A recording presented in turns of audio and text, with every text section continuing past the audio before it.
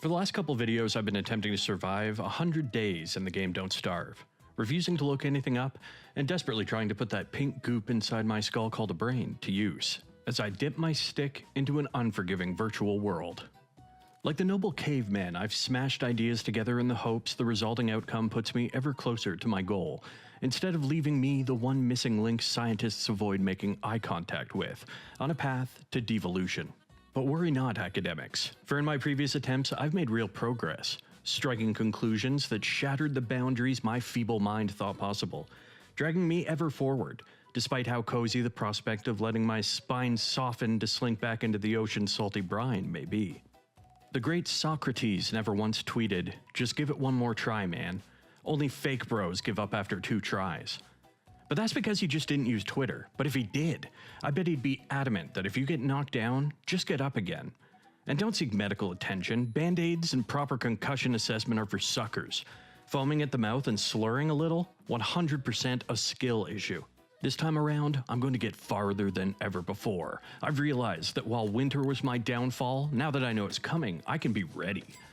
So long as I'm weary of the beefalo's pink cheeks and keep my pockets full of hot rocks, 100 days is surely in my grasp. Also, if you've enjoyed my last few videos, a thumbs up actually goes a long way in shoving my thumbnail up the nostrils of people browsing, so thank you. Here's hoping 3rd time's the charm, as again I sploot out of the familiar portal, finding myself in the primitive Grove Street. Oh shit, here we go again. This time I'm used to the initial routine. Did that mean I was efficient at it or had a strict checklist of priorities? Not at all. I go into every run like a dementia patient, revisiting the same shop once a week. A welfare check away from being permanently banned from a berry bush. I was quickly accosted by one of nature's more adorable dick kickers, the humble otter. It was enraged that I had encroached on his territory. I was of course willing to accept responsibility and back off, though after chasing me down for an egregious amount of time, it spanked me, causing a chunk of meat to fall out of my pocket. It ate it in front of me, but that crossed the goddamn line. I whipped out my spear and thwacked its ass. It only managed to dent my head slightly, and with the absence of much brain, it was of no real consequence. I was doing great. Tons of resources gathered on my first day, I won my first fight, and night came. It was here I realized that I had no grass, no way to make fire, and night choked me to death. So thanks for watching, everyone. I really appreciate it. This was a bit of a longer playset.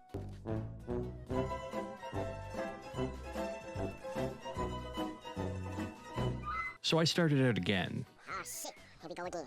And this time made grass for fire starting a priority. Luckily, I almost immediately found a touchstone. These can be used to revive once after death, so it was helpful to find it early. If I had seen one in my other run, I'd have maybe been able to hold on to all those other resources, but oh well, lesson learned. I built myself some traps. One of the few settings I messed with while making the world was an increased rabbit population, but I'd soon put their resilience to the test. These hopping heretics would soon bask in the glory of a tiny thatch prison. It's games like this that make you really appreciate being pretty high up on the food chain in real life. Meanwhile, my excursions in Don't Starve put me in the same weight class as plankton. But you won't find this single-celled organism lacking, at least not as bad as I did last round. For this time I chucked down a fire and was stocked up once again with lots of resources. Luckily this time I wasn't concerned with exploring. All my other explorations just ended up with me occasionally getting lucky and finding something. Like Christopher Columbus without the discoveries, but plenty of fucking with the natives. I lit some trees on fire for charcoal like last time. The blaze was about 3 feet away from a gravestone, which some might say is in poor taste. But don't even talk to me about taste until you talk to me about the... By day 2's end, I already had a science machine, a long-term fire pit, and a backpack. It was finally looking like doing the same thing again and again was starting to pay off, as opposed to describing insanity. Because if I could tell my younger self one thing, it'd be put rocks in a circle and not make sure to invest in Bitcoin. I put down a drying rack, but like most things I do, it was entirely unimpressive. As I discovered, it was limited to a single piece of meat, meaning we'd colonize Mars by the time I'd dried enough protein for a single bag of jacklinks. I then made a cooking pot, which should have been my first move, but I don't regret feeding my curiosity with the drying rack. Since starving to death is always a possibility, feeding myself anything at all is beneficial, even if it's a heaping plate full of disappointment, which is also coincidentally the title of my autobiography. On day 4, I used a shovel to start relocating some resources to bring back to my base. I figure I'm not doing my duty as a first world camper if I'm not causing permanent changes to my environment. Before day's end, I also came across a piggy, and threatened by its intelligence, I made the rational decision to consume him to gain his wisdom. It's like the great Albert Einstein discovered, E equals mc squared. Energy comes from meat plus crockpot 2. Yeah. A few steps away, I found a snoozing rhino machine next to a statue. I gave it a few slaps before cowardice took over and ran away. I'd be back to take care of it later, probably, but it wasn't a top priority, and nighttime would be conquered via torchlight. Come morning, I found yet more pigs. I felt a pang of jealousy at their success. Their camp's aesthetics were vastly superior. They even had a junkyard, which provided me the same scrap I'd get from the rhino minus the need for battle. The find was impressive enough that I set up another fire and built another chest. I had the spot with the rabbits already, and a second location seemed ideal, especially if it was near other inhabitants. Pigs naturally aggro the same enemies that target me, while my previous roommates, the beefalo, couldn't give a wet fuck whether I was healthy or actively being dismembered by rabid beasts. During one of my trips back to base, I found it currently being occupied by a sentient vase and tablecloth. Either that or it was the Prince of Saudi Arabia. And after it deduced I wasn't a journalist, it left me alone. Which left me enough peace of mind to start adding more to my second encampment, and an icebox was the next logical choice to ensure my character's longevity. Though, like a magpie spotting something shiny, I quickly forgot about the fridge for a bit and did a little bit of exploring. First checking out a spelunking pit. Then, for the first time, I discovered hounds before they discovered me. But I opted against introductions, as I'm pretty sure they'll be by soon regardless. It seems the hounds actually had planned on visiting me anyways, because on the morning of day 8, I got the familiar message warning me of the hounds. I put up a valiant effort, but did run before the battle ended. It seems like we both had quite enough of each other. Though, after a few moments, I decided I wasn't quite ready to call it quits. I ran back and begun another beatdown. I smashed the few hounds which remained. I did a little mining and then made my way back home just in time for night to arrive. In the morning, I built an alchemy machine and finally slapped down a fridge.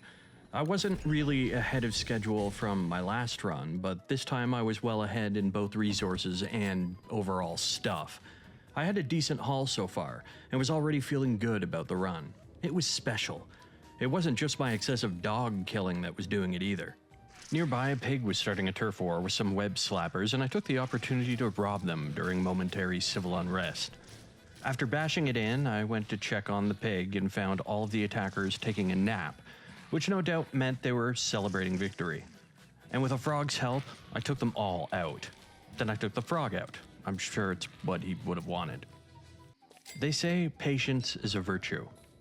And whoever they is absolutely sucks, because I hate waiting. Which is why I made a second crock pot. But having so much food on hand that I literally struggle to process it all is actually a good problem to have. Is it too much for one person to keep for themselves? Is my collection of meatballs the toilet paper to my COVID? Perhaps. But the crude gawking I receive at Costco is well worth it. Winter was 11 days away, and this time I knew exactly when it was coming. I flipped over to the winter tab to check out the fashionable solutions to combat blackened, frostbitten fingers and nipples like Confederate hardtack. I strung together some spider ass strands to make a dapper vest. I mean, something with sleeves seemed like a better idea? But who am I to argue logic in a world where the three little pigs are gym bros and having a fear of the dark is actually extremely valid? Again, I was blessed enough to find Chester. My little mobile maverick of item-to-mouth management was a fantastic find. Less because I needed his help, because more often than not, I actually just straight up forget his primary function when he's around, but he soothed my delicate psyche. Nighttime for the 11th brought with it a full moon. and with it, not entirely too much change. At this point, for the viewer's sake, I'll try to spend less time on day-to-day trivialities and instead pinpoint notable occurrences, as this is a 100-day challenge, and if I spent the same amount of time reciting everything, it would feel like more of a stuck in the elevator challenge. I went to visit the pig population and was troubled by their house's poor design. And being a fan of reality TV occasionally, I decided to call up a home renovation show to help the poor creature out. But they no longer returned my calls, so I tried my own hand at it. I built myself a third chest to hold my accumulation of ever-growing crap. It's not like I'm a kleptomaniac. There's no primal burning need for me to, fill my pockets the second I hover over an item. I could totally leave stuff behind. It's just a coincidence I spam the X button like I'm skipping NPC dialogue on my 500th Skyrim run. A while later, the hounds attacked again. This time, I let the nearby Hogtown residents greet them. One of two things could happen. The delegation could be thoroughly demolished by the incoming hounds, but become weakened, and I'd feast on their corpses. The other option was the hounds would die, which provides both entertainment and danger control. Both scenarios were equally appealing, though I did begrudgingly help the pigs. Sometime later, I planted a forest in front of my house. I wasn't hurting for wood, but I was hurting for things to do in the middle of the night. I had some pigs sleep nearby, and seeing as I was the reason they were homeless, I let them be. I paid my old base a visit and checked on my rabbit traps. I did find a freshly caught critter, though the sight of a pile of goop near one of them leads me to believe I may have neglected that one, and it returned to its molecular form. I attempted to catch a few more, though for some reason I decided to travel with 3 stacks of wood and 2 axes without my backpack, so space was a bit of an issue. The next day I was feeling particularly violent, and I killed the 2 pigs that had been sleeping near me. I could say it was a precautionary measure to ensure I was able to rest easy, but honestly, this day I just felt a little bloodthirsty. Still not completely satisfied, I found a local spider's nest and lay siege to its squishy exterior. I picked my targets today like I was on a speed run to kill the Charlotte's Web protagonists.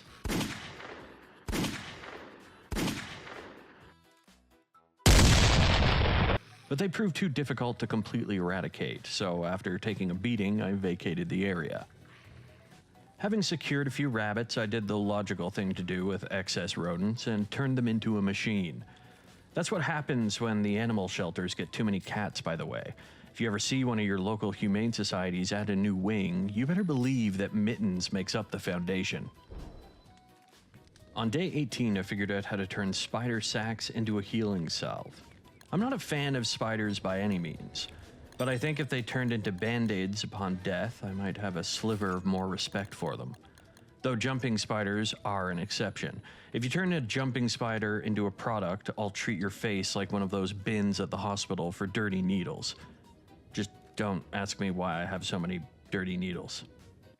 Later on, I found some goats and was excited for some signature funny goat noises.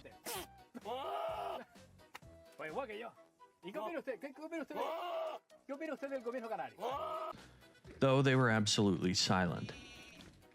Maybe they'd die funny. A little later, I did some mining. A tall bird took issue with my proximity to its egg. I did the reasonable thing and killed it before stealing its baby. But don't worry, sweet summer child. I'll be sure to treat you like protein, just like your mama. I returned home, blissfully unaware of any impending trouble, until I was warned of the hounds approaching again. I was used to this, so I wasn't exactly worried, because as far as I knew, the hounds were predictable. But this time, a hound with red fur decided to attend. After bonking it on the head a few times, it didn't just die, it exploded. Look, my base was ugly. I'll be the first to admit it. But just like your weird crotch goblin, just because it's ugly doesn't mean I want it to die. But dead was what my base was soon to be. As I stood there, stifling my urge to mutter kumbaya, it tragically sizzled away, turning my hard-earned materials into quickly made ash. To say this was a setback would be a pretty big understatement. And wouldn't you know it, the next morning was the start of winter. Of all the days for my entire base to go belly up, this was one of the worst. But I did have resources. I would recover. I wasn't about to give up just because I had to start over from zero. I had a cute fuzzy hat after all. And that's worth its weight in gold. I crafted a thermal stone as the sun disappeared. And as much as I was sad to see my base go, I had luckily stockpiled tons of stuff ahead of time, and despite most of my science machine buildings being immediate casualties, I still had a working crock pot and my fridge was still standing. I even had 7 chunks of meat in my pocket, and seeing as how I starved to death on day 21 last run, this was actually a measured improvement.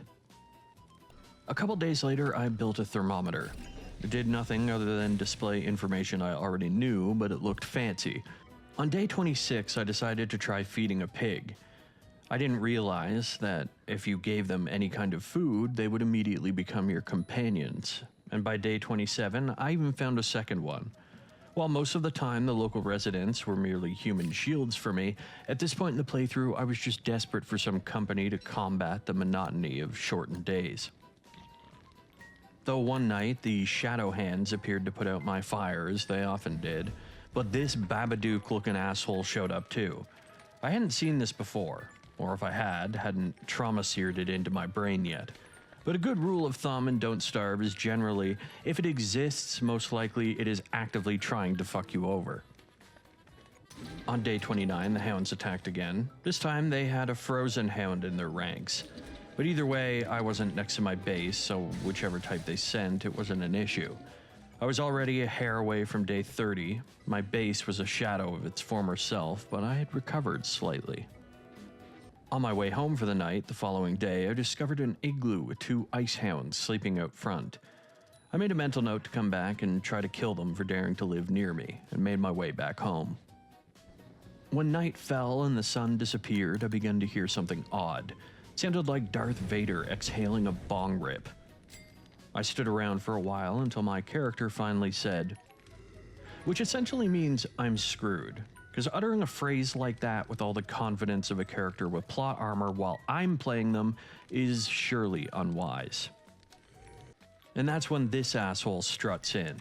He is a Deerclops, which if I was utilizing the wiki I'd have known was coming, because apparently on day 30 he's scripted to show up. And no way in hell was I fighting him, so I watched from a safe distance.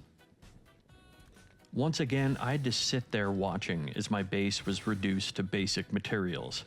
And to avoid myself being turned into a human puddle, I ran off and stood by a burning tree as I waited for the night to end. The beast seemed to have been satisfied merely wrecking my shit and leaving, offering the same level of depravity as a delinquent shattering a bus shelter. In the morning, I came back to survey the damage. Again, my cooking pot and fridge had been spared, which was a miracle. And I attempted to stuff what I could in my pockets and started to think about my situation. It was a terrifying night, but knowing that something that crazy would happen every 30 days wasn't too much of a burden to plan for. Thankfully, all I had to do was keep my distance. Perhaps if I planned it right, I could just make a backup base with less stuff for it to find me at. So not so bad. Though the safety of morning turned out to be false, because as if the Deerclops himself had heard my collective sigh of relief at still having my cooking pot, it clomped back for another round. Although this time, I decided to fight back. It was my time to shine. I started to fight and vowed to get vengeance. I got my ass thoroughly kicked and had to make an escape. But I'll tell my future grandchildren that I kicked its ass instead, and actually I really hated that crockpot anyways. I stumbled away in a terrible state, my screen hazy with blood and mind crumbling. I was bonkers enough to start being attacked by shadow monsters, a fight normally reserved for schizophrenic patients off their medication. But my mind could be healed even if my pride definitely took a major hit.